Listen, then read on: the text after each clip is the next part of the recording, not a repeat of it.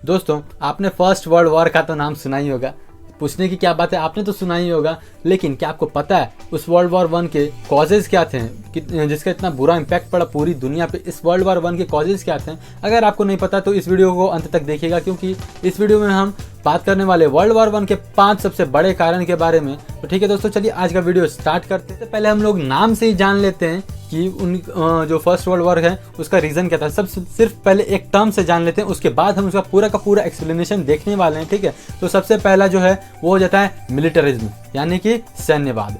दूसरा जो है वो होता है इम्पेरियलिज्म। इम्पेरियलिज्म मतलब अपने देश को पूरा बढ़ाना, ठीक है, दूसरे देश पर राज करना। ठीक है, अब तीसरा टर्म हो जाता है नेशनलिज्म, यानी कि राष्ट्रवाद। चौथा रीजन हो जाता है ट्रीटी, और पांचवा रीजन हो जाता है एसोसिएशन, यानी कि किसी प्रसिद्ध व्यक्ति का मर्डर कर देना। अब चलिए इन पांचों रीजन का, पांचों के पांचों टर्म का हम एक्सप्लेनेशन देखते हैं। मिलिटरिज्म का एक्सप्लेनेशन देखते हैं। मिलिटरिज्म अभी जैसे कि मैंने आपको बताया, सैन्यवाद उस समय क्या होता है, 20वीं शताब्दी यानी कि 20th सेंचुरी में सभी देश, यानी कि जो बड़े बड़े देश हो रहे थे, वो सब अपने आप को आधुनिक हथियार यानी कि मॉडर्न वेपन से लैस कर रहे थे। मतलब अपने पास आधुनिक हथियार पूरा जो क्षमता एबिलिटी है वो पूरा बढ़ा रहे थे, और उसमें सबसे आगे चल रहा था उस समय जर्मनी और ब्रिटेन।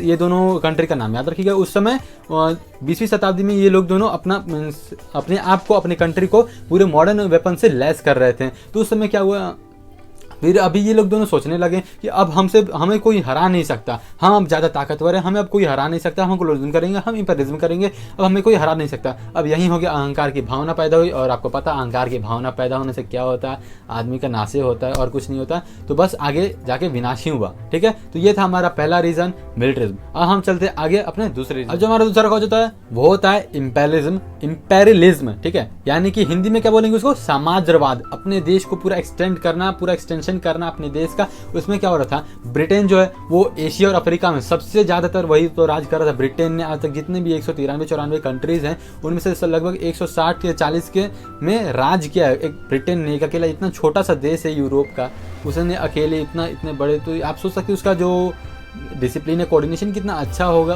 कितना अच्छा था। लेकिन वो तो आप जानते हैं कैसे करता था, सब्सिडी अलायंस और डॉक्ट्राइन ऑफ लाइफ, ऐसे ही करके आगे बढ़ते गया, सब फूट लाते गया अंदर। वही तो, उस पर भी नहीं जाते। तो इसने क्या इंपेरियलिज्म, यानी कि अब हम इस देश पर राज करेंगे। इस जर्मनी सोच रहा था हम अपना यूरोप में अब एक्सटेंशन करें, और ये सोच रहा था, क्या नाम था, ब्रिटेन सोच रहा था हम अब अपना पूरा एशिया और इधर यूरोप में सब में एक्सटेंशन करें। वो तो कर ही रहा था, ब्रिटेन तो किया ही होता, लेकिन जर्मनी भी अब सोच रहा था कि आगे हम करें, तो एक ये भी कारण बन जाता है वर्ल्ड वॉर वन का।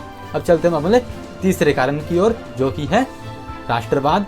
इंग्लिश में क्या बोलेंगे उसको, नेशनलिज्म। अब नेशनलिज्म कैसे कारण बना ये अभी मैं बताता हूँ। तो देखिए, वहाँ पे जो अब जर्मनी का भी हमने पढ़ा, जर्मनी ब्रिटेन, अभी उससे नीचे थोड़ा आते हैं। जर्मनी के नीचे क्या था, ऑस्ट्रिया हंगरी, उसी इमीडिएट कॉज वही हो जाता है, ऑस्ट्रिया हंगरी से ही चालू होता है, तभी वो लास्ट एसोसिएशन में उसका इमीडिएट कॉज। ठीक है ना, तो जर्मनी के नीचे आ जाता है ऑस्ट्रिया और हंगरी, जो अभी ऑस्ट्रिया ही बोलते हैं बस। लेकिन उसके बगल में आ जाता है एक दूसरा देश है, छोटा सा, एकदम छोटा ये सारा देश है, जिसका नाम है सर्बिया। ठीक है, अब सर्बिया के जो ऑस्ट्रिया हंगरी है ना, उसने सर्बिया के ही देश को कुछ हड़प लिया था, जिसका नाम था बोस्निया और हर्जेगोविना। ठीक है, बोस्निया और हर्जेगोविना, फिर से मैंने रिपीट कर दिया, ये दोनों एक देश ही है। ठीक है ना, तो वहाँ के लोग मानते थे ना, वो उसका जो बॉर्डर था सटा हुआ था सर्बिया से, तो वहाँ के लोग मानते थे कि नहीं, हम सर्बिया का पार्ट हैं, हम ऑस्ट्रिया हंगरी का पार्ट नहीं हैं। और वहीं से लोग करते थे रिवॉल्यूशन, आंदोलन करने लगे, फिर रेवोल्यूशन करने लगे, और बोलने लगे कि हम यहाँ का पार्ट नहीं है, तो हम यहाँ पे क्यों रहें, हमें सर्बिया में जाना है, हमें यहाँ से आज़ाद कर दो। तो यही एक नेशनलिज्म, यहाँ पे राष्ट्रवाद कारण बन जाता था। राष्ट्रवाद क्या चीज़ का, अपने देश का। ठीक है, तो चलिए अब अगला कॉज देखते हैं, जो कि था ट्रीटी, यानी कि समझौता। और अगर ट्रीटी नहीं ना रहता तो ये वर्ल्ड वॉर उतना बड़ा होता ही नहीं। ट्रीटी अब कैसे समझते हैं, कैसे ट्रीटी मतलब आप सभी जानते होंगे, समझौता, ट्रीटी ऑफ ये ब्ला ब्ला ब्ला, ये सारा ट्रीटी इतना होता है। तो वही अभी हम लोग जानते हैं, समझते हैं इसके बारे में। ठीक है, तो पहले इमीडिएट कॉज कहाँ से चालू हुआ, ऑस्ट्रिया और सर्बिया से चालू हुआ इमीडिएट कॉज। अभी लास्ट में इमीडिएट कॉज पढ़ने वाले, तो उसको आप मिस मत कीजिए, देखिए अंत तक वीडियो देखिए।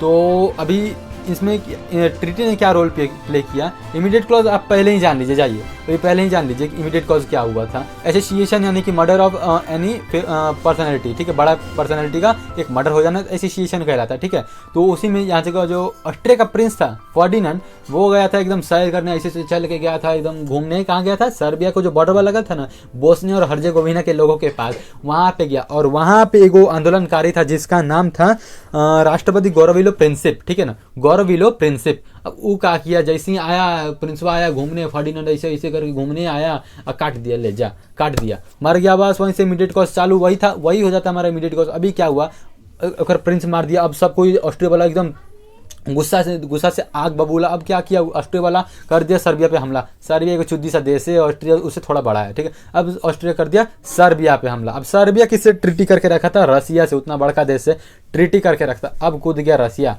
बड़ी उछल के आ गया सब। अब और ऑस्ट्रिया किससे ट्रीटी करके रखा था? जर्मनी से। अब जर्मनियों कूद गया, ऑस्ट्रिया बोला रसिया आ रहा, हम भी जाएंगे, हम कहीं पीछे रहे। तो अभी हमें कवर कर रहे हैं, अभी धीरे धीरे सारा कवर हो। तो सर्बिया की मदद करने आया रशिया, ऑस्ट्रिया की मदद करने आया जर्मनी, और फिर जर्मनी, ऑस्ट्रिया, हंगरी और फ्रांस जो है वो रशिया के साथ। अब रशिया आ गया तो पीछे पीछे फ्रांसो आ गया। अब फ्रांस आया, फ्रांस करके रखा था ब्रिटेन के साथ ट्रीटी। अब फ्रांस आ गया तो ब्रिटेन भी आगे आ गया और फिर आगे जापान भी उसमें आ गया। तो वैसे ही ये आगे जाकर एक बहुत ही बड़ा महाविश्व युद्ध का आगे रूप ले लेता है। तो बस यही थे हमारे 5 सबसे बड़े कॉज। अगर आपको मेरा वीडियो अच्छा लगा हो तो उसे लाइक कर दीजिए, शेयर कर दीजिए। वीडियो कैसा लगा नीचे कमेंट बॉक्स में बताइए। और अगर आप हमारे चैनल पर नए हैं तो हमारे चैनल को सब्सक्राइब करके बगल वाला बेल आइकन भी दबा दीजिए, ताकि आपको हमारे चैनल के नए वीडियो की नोटिफिकेशन सबसे पहले मिल सके। और हाँ दोस्तों, अगर आप हमें कोई सजेशन देना चाहते हैं किसी भी टॉपिक पर वीडियो बनाने के लिए, तो आप नीचे जाके कॉमेंट बॉक्स में हमें वो सजेशन दे सकते हैं। Thanks for watching this video again.